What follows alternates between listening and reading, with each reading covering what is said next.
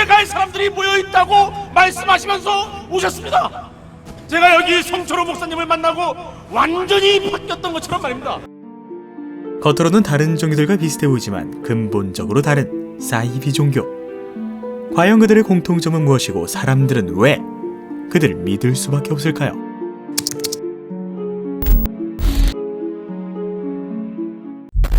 먼저 중국입니다.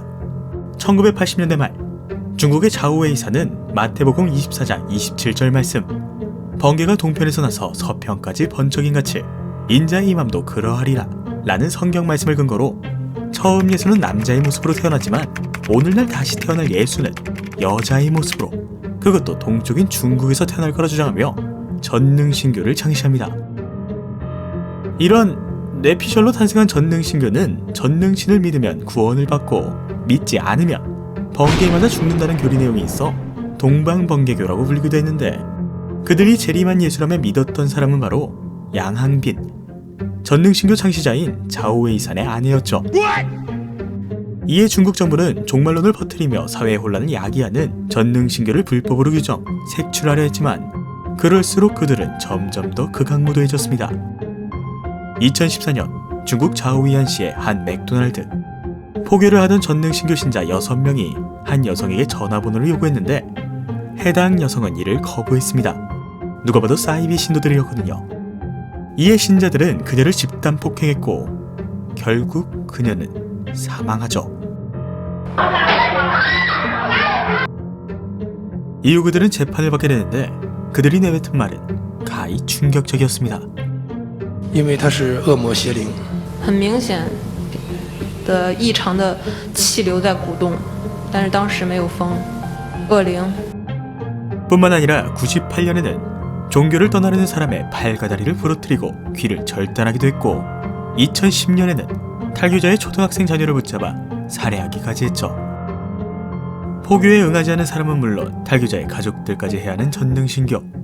그들은 중국을 떠나 우리나라에까지 들어와 여전히 다른 이름으로 활동 중입니다.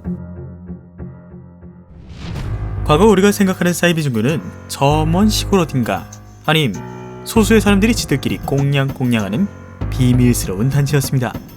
물론 그분 때문에 이 같은 공식은 깨졌지만요. 그런데 이런 상상을 깬 사이비 종교는 이웃나라 일본에도 있었습니다.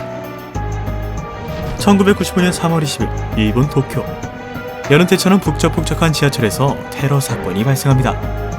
알 수 없는 가스가 여간에 퍼졌고 그로 인해 13명이 사망, 약 6천여 명의 시민들이 부상을 당했죠.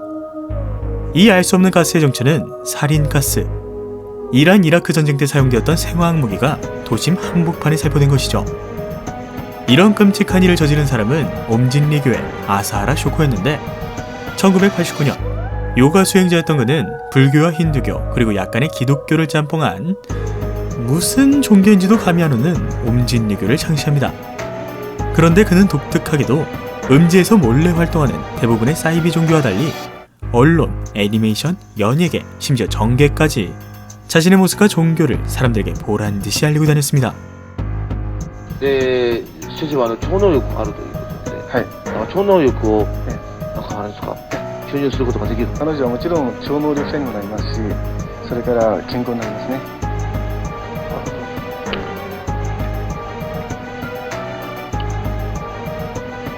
そうやって、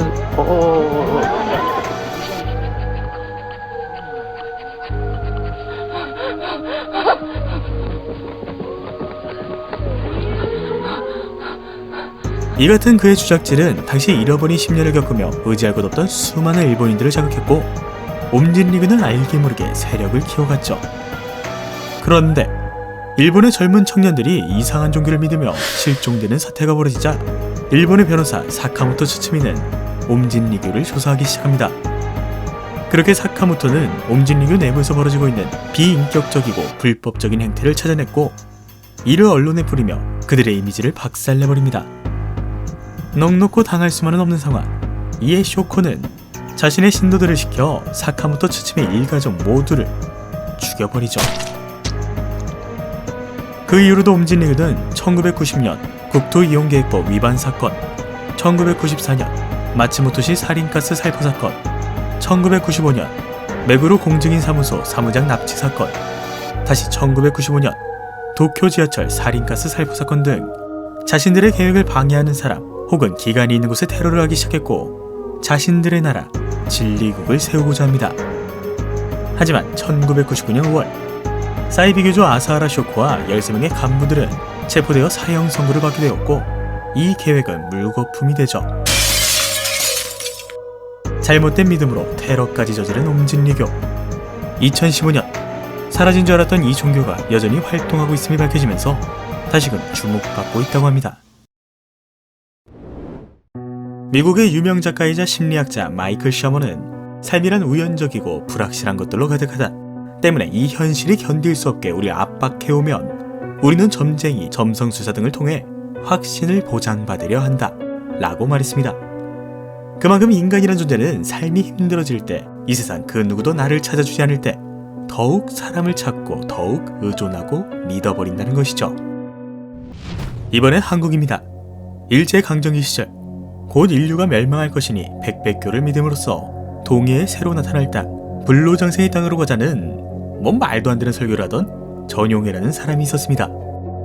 그는 동학을 기반으로 한 백백교라는 사이비 종교를 만들었는데 당시 배운 것 없이 나라까지 뺏겨 의지할 곳 없던 조선 백성들은 이런 어처구니없는 그의 말을 믿었고 그가 시키는 대로 불로장생할 수 있는 주문을 외우곤 했습니다. 백백백 의의의 적적적 백백백 의의의 적적적 감흥감강흥하시 음숭성 이라는 주문을 외우면 불로장생을 할 수 있다고 믿은 것이죠. 정말 이걸 믿었다고? 그런데 이런 이상한 주문보다 더 어이없던 건 백백교의 가입 조건이었습니다. 백백교에 가입하기 위해선 남자들은 전 재산을 바쳐야 했고 여자들은 성상납을 해야 했는데 교주 전용에는 신도들이 너무 많다는 이유로 경찰에 들킬 것 같다는 이유로 성폭행, 구타, 살인을 밥 먹듯이 저질렀죠. 그렇게 살인된 신도들만 약 350여 명이 달했다고 합니다. 후에 일본 경찰은 이러한 백백교의 존재를 눈치채 관련 간부들을 체포했는데 어떻게 된 건지 교주인 전용해를 잡지 못합니다. 그렇게 2달 후 경기도 양평 용문산에서 전용해로 보이는 시신이 발견되었는데 당시 얼굴이 산짐승에게 먹혀 정확히 그가 맞는지는 여전히 밝혀지지 않았다고 합니다. 살면서 한 번쯤은 개량한 목을 입고 다니거나 전단지를 나눠주며 눈이 참 맑아요, 기가 너무 좋아요 라고 말하는 사람들을 봤을 거예요. 그럼 우린 배시시우콘 그 자리를 빠져나오며 이렇게 생각하죠. 저걸 믿는 사람이 있어?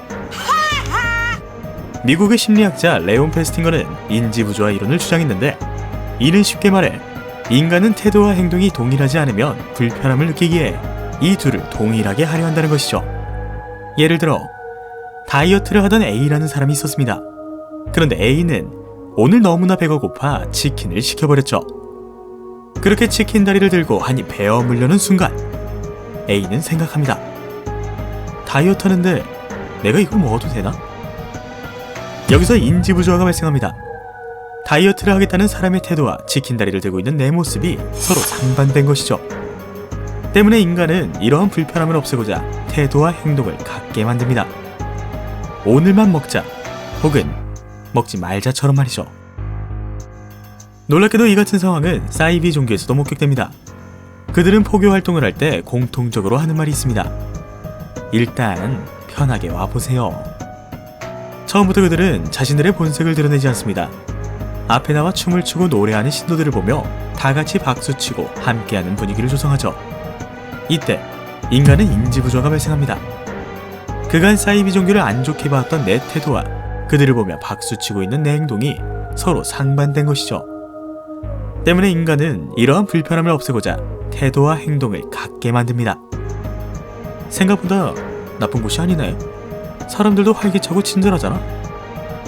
이런 자기분석적 행동은 고학력 인물들에게서 자주 보여진다는데 때문에 배울 만큼 배운 사람이 사이비 종교에 빠지는 경우가 이러한 경우라고도 하죠.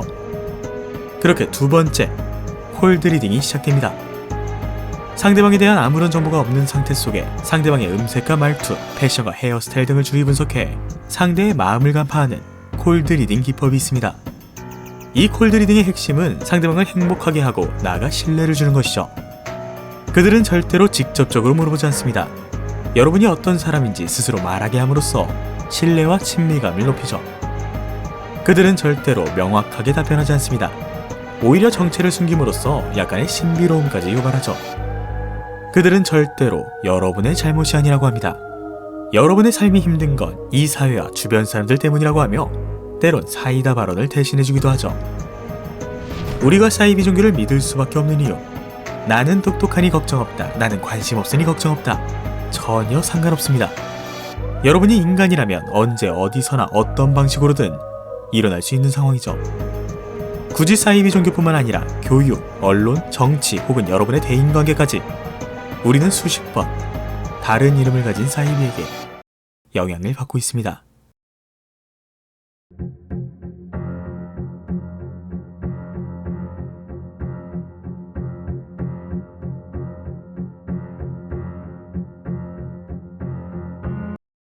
맛있는 것이라, 없는 것이라, 아픈 가서 홍어이.